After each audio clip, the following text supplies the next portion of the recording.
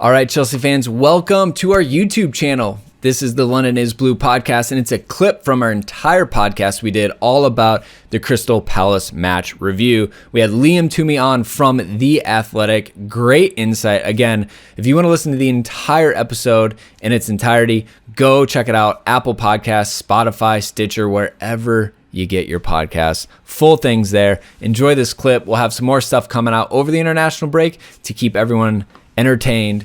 But yeah, go follow us on social media if you need. Subscribe, like this video. Really appreciate it. On to the video. Liam, I think just lastly, I just want to make sure we touch on the recruiting process of Ben Chilwell and kind of Lampard's pursuit of him. And I think this kind of goes to the bigger strategy. It seems like Chelsea have picked top targets, whoever they feel between the scouting department, the first team, and then obviously with Marina, and they're saying, let's just go get that person and not really looking at option B, C, or D. In terms of Ben Chilwell, I know from what we heard, Leicester were asking for like 75. Marina got him down to 55, 60, or something much more manageable for them. Anything kind of that stood out to you guys at the Athletic in the pursuit of Ben Chilwell and kind of like how he fits long term for Chelsea? Yeah, I think it was an example of everything that is good about Chelsea's recruitment system aligning. So you mentioned the whole, top choice or nothing philosophy that's kind of underpinned their best work in this window particularly. And that was very much the case with Chilwell. Alex Telles was out there. Nicolas Tagliafico was out there. There were other options that Chelsea could have looked at, but they wanted Chilwell. They thought, he was younger than those guys. He could be a long-term solution in that position. And they were always confident that they would be able to get him for substantially less than the price that Leicester were demanding.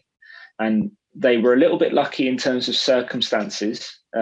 Leicester were one of the clubs, I think, that really felt the economic consequences of the pandemic shutdown, and that changed their outlook for the transfer window. And eventually, I think it led to a recognition from them that they couldn't get £80 million Harry Maguire money for Ben Chilwell in the end. And our information was that the final fee was around 50, which I think is pretty reasonable. I mean, none of us know exactly how the transfer market will rebound long term from everything football is going through right now, but I think given that they want Chilwell to be a big part of this team for 6, 7, 8 years, I think when you're breaking down that kind of cost over that period of time, it's certainly a decent investment. Look, all early signs point to yes, absolutely. Another new defender that we brought in this summer, Dan, was Thiago Silva, right, on a free. Kind of talked about how he's really upset with how PSG handled that departure. Essentially told him they didn't need him up until the Champions League final. Made to the Champions League final, said, oh yeah, by the way, we'll give you another year. And he's like, I've already signed for Chelsea. Too little, too late. He had a great day out too, didn't he, Dan? At least statistically. I don't want to get into a Nick's eye test too early on this one.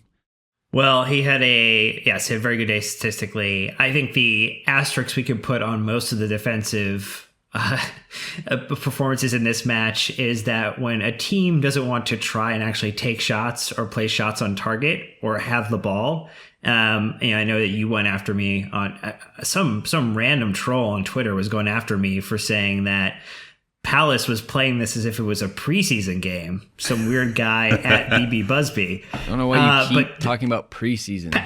Preseason's Palace over, were playing Dan. it like it was Palace was playing like it was a preseason game. There was no energy. There was no fight. There was no desire to come at Chelsea and to try and do something to get us. So that is my asterisk on all the defensive performances. But in that context, Thiago Silva did have a very nice day out, had 120 touches, had 107 passes, 5 recoveries, 4 clearances, 4 total duels, 2 interceptions, 1 chance created, 1 block, 1 really excellent tackle that he put in.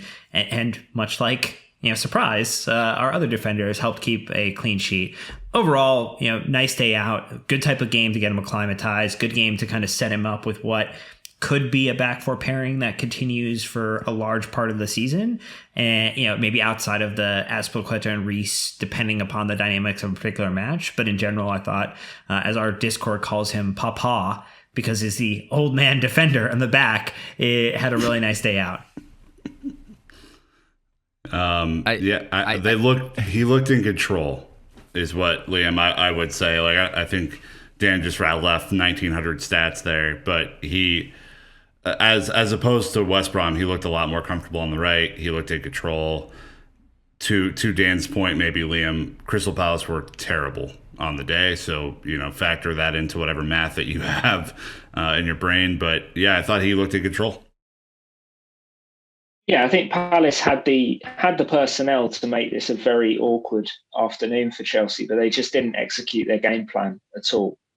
They didn't play the right passes out in transition to any of their fast players, and as a result, Thiago Silva was never really put in a position where he would have to scramble in transition. And I think the collective organisation of the Chelsea defence was good, but it was kind of the sort of day that I think Silva would have been used to at PSG, wasn't it? Where his team are just on top, playing the entire game in the opposition half. The other team can't really do anything, and it's quite a quiet, easy day for him. And he didn't let the ball run under his foot, which is always a good sign. That had the feel of like a freakish Steven Gerrard type moment. So I think it will probably prove to be the exception, but. He still looks physically in very good nick for a 36-year-old, and that should give some optimism that he can be a significant positive this year. I definitely enjoyed him and Zouma were very aggressive with Zaha and Ayew, not really letting them receive the ball, on their back, stepping around them to intercept as well.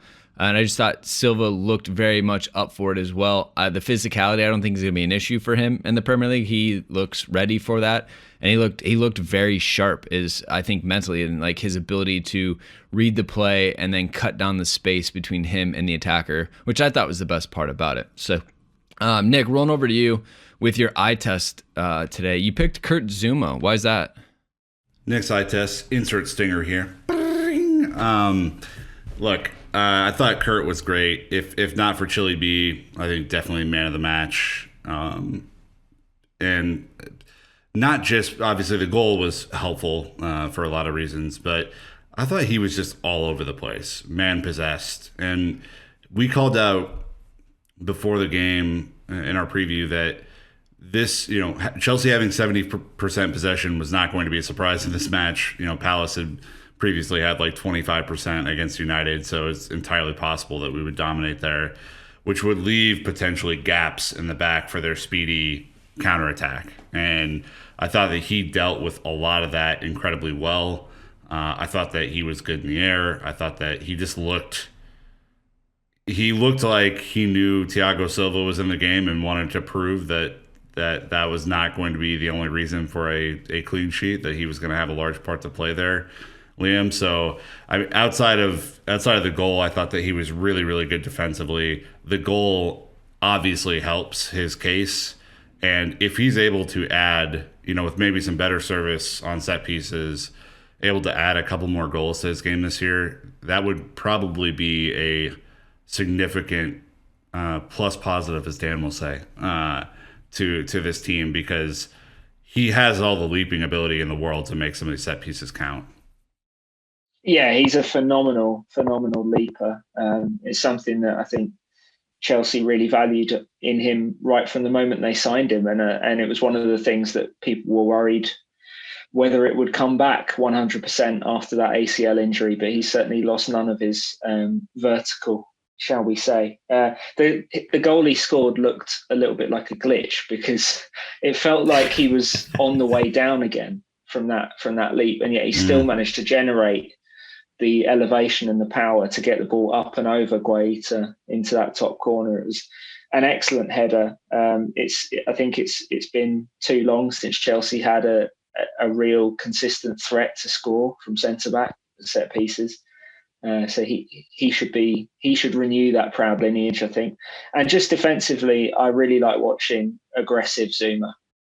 I think he causes a lot of problems for strikers because he's got the speed to keep up with the guys who want to run in behind, but he goes shoulder to shoulder with anyone and wins. There was a moment, I think 2 or 3 minutes from the end of the game, Chelsea had obviously won. The game was obviously over.